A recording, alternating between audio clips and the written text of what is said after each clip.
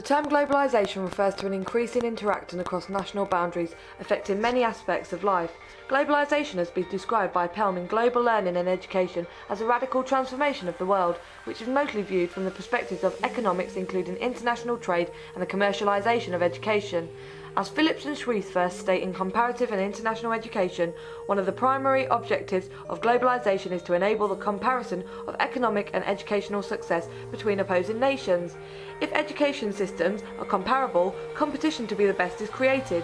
Competing nations aspire to be at the forefront of modern education concept and aim to create the most effective policies to suit the organic nature of contemporary education. To help reinforce the commercialisation of education, the Education for All movement was launched. Delegates were present from 155 countries as well as representatives from 150 governmental and non-governmental organisations. 6 primary goals were created through the agenda, which aim to meet the learning needs of children, youths and adults across the globe by 2015. In 2000, the international community met again at the World Education Forum in Dakar, Senegal, an event which drew 1,100 participants.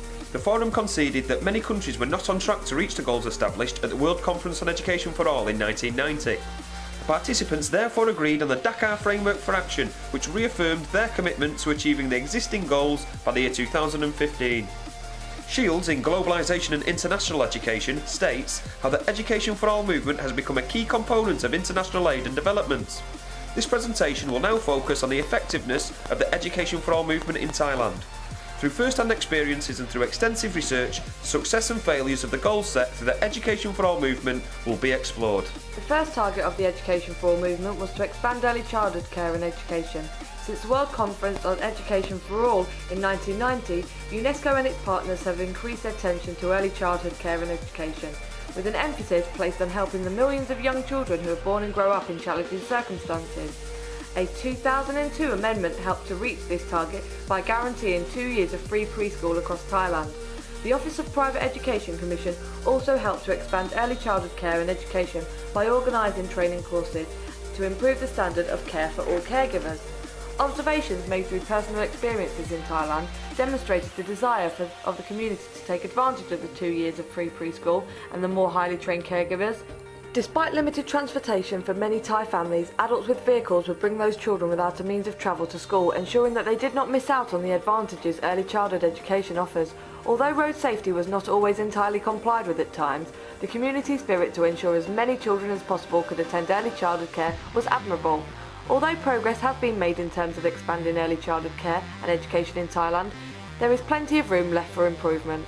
Only 84% of children aged 3 to 5 in Thailand attended early childhood development services, and of the 20,000 early childhood development centres nationwide, only 67% passed quality assessment in 2013. The next goal of the Education for All movement was to provide free and compulsory primary education for all by 2015. The origins of this aim derive from Article 26 of the 1948 Universal Declaration of Human Rights, which states that everyone has the right to education as it is a basic human right. It equips individuals with the skills and knowledge to lead better lives and underpins human development. With this concept taken into consideration, the National Education Act of 1999 offered 12 years of free public schooling, which was guaranteed to all Thai children. A Cabinet declaration in 2005 reaffirmed the right of all children, including non-Thai children living in Thailand, to receive an education. Since the National Education Act of 1999 was passed, access to basic education has been gradually expanded to an increasing number of children. The net enrolment rate for primary school children aged 6 to 11 years increased from 81.4% in 2000 to 90.05% in 2009. Similarly, the net enrolment rate for secondary school children aged 12 to 17 years increased from 55.4% in 2000 to 72.22% in 2009. The amount of disabled children in Thai schools has also increased.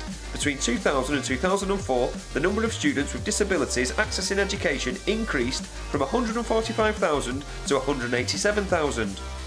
Further legislative progress was made with the Education Provisions for People with Disabilities Act being passed in 2008, which made it illegal for schools to refuse entry to children with disabilities.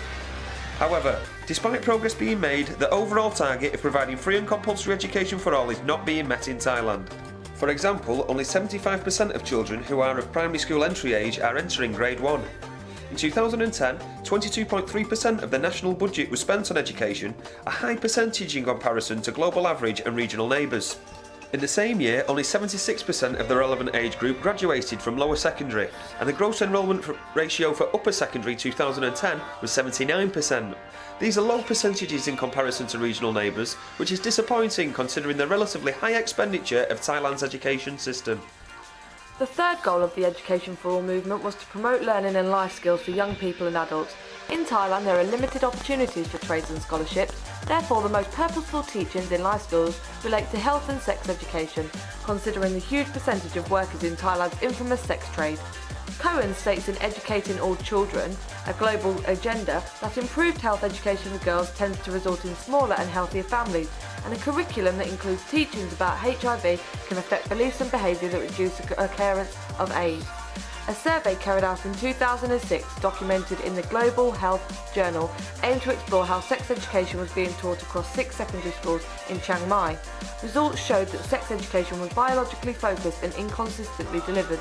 Therefore, the goal of promoting learning in life skills was not being realised, even in one of Thailand's major cities. A more effective means of implementing life skill classes with a focus on sex education could involve peer-led discussions where story-based scenarios will promote applied learning and develop a better understanding of sex. The next goal of the Education for All movement aims to increase adult literacy by 50%. The Princess of Thailand stated at the Fourth World Assembly on Adult Education that if the nation has a lack of literate citizens, the efforts to meet the developmental goals of the nation will be unsuccessful. As can be seen from the line graph, adult literacy rates have been on a consistent incline. Non-formal educational initiatives are responsible for the steady incline in literate adults in Thailand. An example of these initiatives include the provision of fundamental education for literacy, the literacy campaign, the functional literacy programme and the Hill Areas Education Programme. All of the aforementioned non-formal activities which make up the provision of fundamental education for literacy are not part of any formal learning setting, and the voluntary teachers tend to be unqualified. Therefore, progress in this field is limited. The penultimate goal of the Education for All movement aimed to achieve gender parity in education by 2005 and gender equality by 2015. As is stated in the UNICEF document, A Human Rights-Based Approach to Education for All, there are various existing boundaries that can often result in a biased education regime, more often than not in favour of boys. Through personal experience, it was observed that many of these boundaries continue to exist in Thailand's contemporary education system. It was noted that numerous teachers did not share an equal amount of their attention between boys and girls, particularly during physical education. Through personal experience, it was also noted that the teachers at a large government school were predominantly male. As is stated in UNICEF Education for All document, a lack of female teachers and role models can be detrimental to the educational development of young girls. It was also noted that males were at the pinnacle of the educational hierarchy.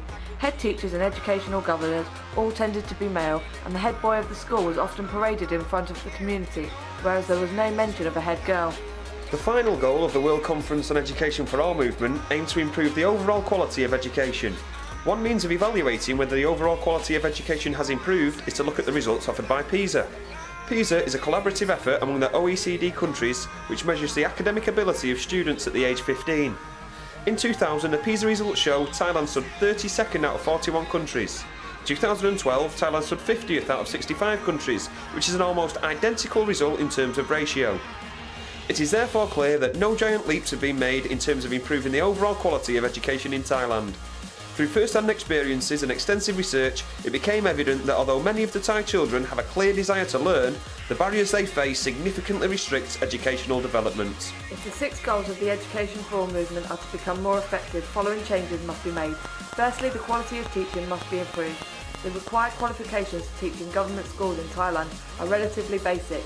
There are significant numbers of Western teachers in government schools who hold easily accessible TEFL and CELTA certificates. Many of these teachers intend to stay in Thailand for only a short period of time and perhaps do not value the long-term goals of the children highly enough. Secondly, there is also a huge lack of resources in government schools, which does not entice the best teachers to join the school's educational team. Limited resources are a huge limitation in an organic educational system, where internet access can be so advantageous in terms of developing the overall understanding of global concepts. Finally, the most significant factor holding back the development of education system comes in low cultural expectations. The vast majority of the children in rural areas of Thailand will not expect to ever leave the village they grow up in, and therefore will not value all of what the curriculum offers. A lack of ambition can result in a child becoming disaffected with the education system, and this dilemma will remain until there are more visible links between education and future opportunities.